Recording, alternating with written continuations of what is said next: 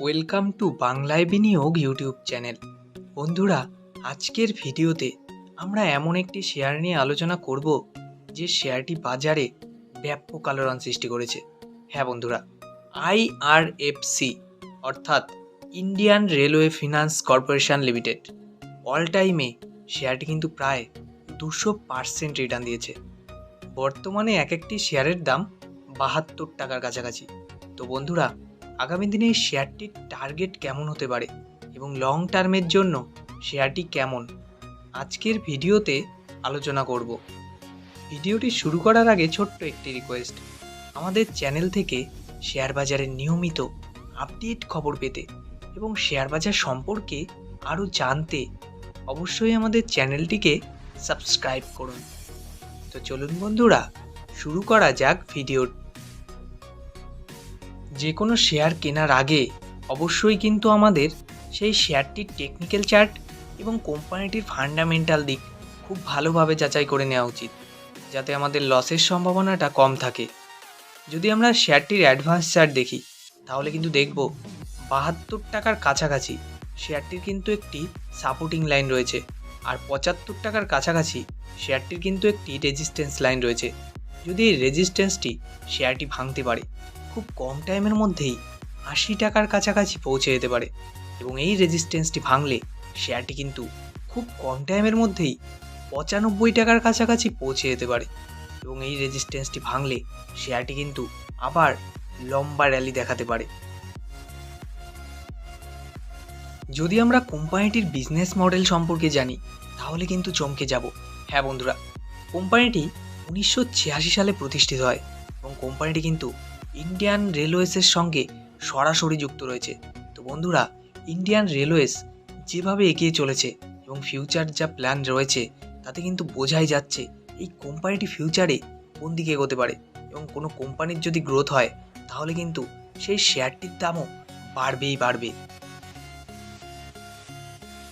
যদি আমরা কোম্পানির মার্কেট ক্যাপিটাল দেখি 94,289 কোটি টাকা, যেখানে এক একটি শেয়ারের বর্তমান দাম 72 টাকার কাছাকাছি।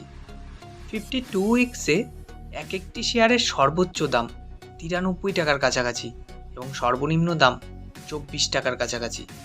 স্টক পি রয়েছে 15.5। তো বন্ধুরা, স্টক পি কিন্তু অনেকটাই লো রয়েছে, এটা কিন্তু একদম ঠিকঠাক পজিশন। যদি আমরা শেয়ারটির বুক ভ্যালু দেখি 36 টাকা 50 পয়সা। তো বন্ধুরা, শেয়ারটির বুক ভ্যালু থেকে কারেন্ট প্রাইস কিন্তু ডবল রয়েছে। তো শেয়ারটি কিন্তু আমরা খুব বেশি দামে কিনছি এমন নয়। কোম্পানিটি 2%-এর উপরে ডিভিডেন্ড দিচ্ছে। তো বন্ধুরা, কোম্পানিটি কিন্তু প্রফিটেই রয়েছে। কোনো কোম্পানির যদি প্রফিট না থাকে তাহলে কিন্তু ডিভিডেন্ড দিতে পারে না, এটি কিন্তু একটি পজিটিভ সাইন। আরওসি অর্থাৎ রিটার্ন অন ক্যাপিটাল এমপ্লয়েড 5.32% এবং আরওই 14.7%। সবচেয়ে মজার বিষয় হলো শেয়ারটির ফেস ভ্যালু 10 টাকা, অর্থাৎ ফিউচারে কিন্তু এই শেয়ারটি স্প্লিট হয়ে 10টি ভাগে ভাগ হতে পারে। তো বন্ধুরা, এই শেয়ারটি কিন্তু এগোনোর সম্ভাবনা ব্যাপকভাবে রয়েছে। যদি আমরা কোম্পানিটির সেলস দেখি তাহলে কিন্তু চমকে যাব।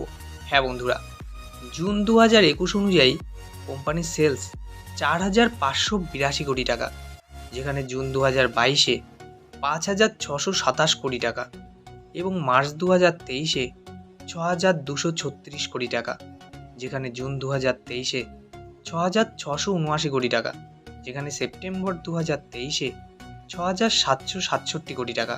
তো বন্ধুরা, প্রত্যেক কোয়ার্টারে কোম্পানির সেলস কিন্তু বেড়েই চলেছে। কোনো কোম্পানির যখন সেলস বাড়ে তখন কিন্তু প্রফিটও বাড়ে, আর প্রফিট বাড়লে আপনার শেয়ারের দাম কিন্তু বাড়বেই বাড়বে। জুন 2021 থেকে কোম্পানির যদি আমরা প্রফিট দেখি তাহলে কিন্তু দেখব প্রত্যেক কোয়ার্টারে কোম্পানি কিন্তু 1,500 কোটি টাকার কাছাকাছি প্রফিট করছে। তো বন্ধুরা, কোম্পানিটি কিন্তু ফান্ডামেন্টালি ব্যাপক স্ট্রং হচ্ছে। হ্যাঁ বন্ধুরা, যদি আমরা কোম্পানিটির ইয়ারলি সেলস দেখি তাহলে কিন্তু দেখব মার্চ 2017-ই ছিল 9,047 কোটি টাকা, যেখানে মার্চ 2019 অনুযায়ী 11,134 কোটি টাকা এবং মার্চ 2021 অনুযায়ী 15,771 কোটি টাকা, যেখানে মার্চ 2022 অনুযায়ী 20,299 কোটি টাকা এবং মার্চ 2023 অনুযায়ী 23,892 কোটি টাকা। তো বন্ধুরা, প্রত্যেক বছর কোম্পানির সেলস কিন্তু ব্যাপকভাবে বেড়েছে।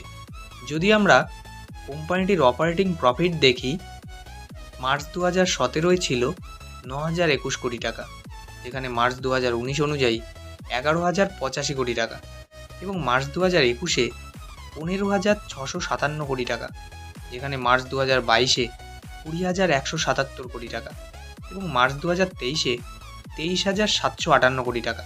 তো বন্ধুরা, কোম্পানির অপারেটিং প্রফিটও কিন্তু বেড়েই চলেছে।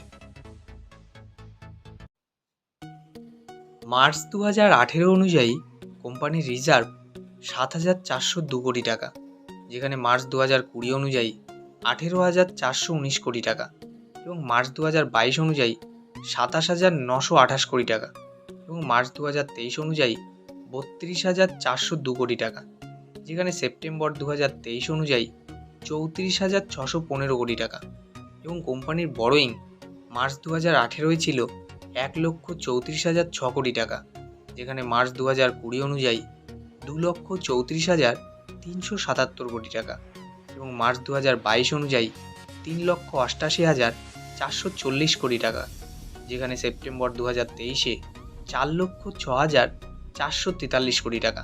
তো বন্ধুরা, যদি আমরা কোম্পানির রিজার্ভ এবং বরোয়িং দেখি তাহলে কিন্তু একটু ভয় পেয়ে যেতে পারি। কিন্তু বন্ধুরা, এ ধরনের ফিনান্সিয়াল সেক্টরের কোম্পানিগুলির কিন্তু বরোয়িংয়ের থেকে রিজার্ভ কম থাকবে, এটাই স্বাভাবিক, তাই ঘাবড়ানোর অতটা কারণ নেই। চলুন দেখা যাক কোম্পানিটির শেয়ার হোল্ডিং প্যাটার্ন।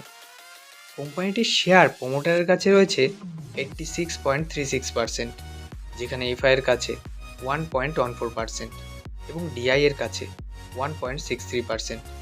পাবলিকের কাছে কিন্তু এই শেয়ারটি আছে মাত্র 10.88%। তো বন্ধুরা, ওভারঅল যদি আমরা দেখি শেয়ারটি কিন্তু দারুণ, তাই আমি বলবো, যদিও এখানে রিস্ক থাকে, শেয়ার বাজার মানেই ঝুঁকিপূর্ণ, কিন্তু বন্ধুরা, যদি আপনি 5 থেকে 10 বছরের জন্য কোনো শেয়ার কিনে রাখতে চান তাহলে কিন্তু চোখ বুজে এই শেয়ারটি কিনে রাখা যেতে পারে। হ্যাঁ বন্ধুরা, কারণ ভারত সরকার রেলের দিকে যেভাবে ঝুঁকে পড়েছে, রেলের যে ডেভেলপমেন্ট হচ্ছে তাতে কিন্তু বোঝাই যাচ্ছে যে আগামী দশকে এই কোম্পানিটি কোন দিকে যেতে পারে, আর কোম্পানির গ্রোথ হলে আপনার শেয়ারের দাম কিন্তু বাড়বেই বাড়বে। তো বন্ধুরা, আজকের ভিডিওটি এই পর্যন্তই। ভিডিওটি ভালো লাগলে লাইক এবং শেয়ার করুন এবং আমাদের চ্যানেলের সঙ্গে জুড়ে থাকতে, শেয়ার বাজার নিয়ে নিয়মিত আপডেট খবর পেতে এবং শেয়ার বাজার সম্পর্কে আরও জানতে অবশ্যই আমাদের চ্যানেলটিকে সাবস্ক্রাইব করুন। সুস্থ থাকুন, ভালো থাকুন, দেখা হচ্ছে পরবর্তী ভিডিওতে।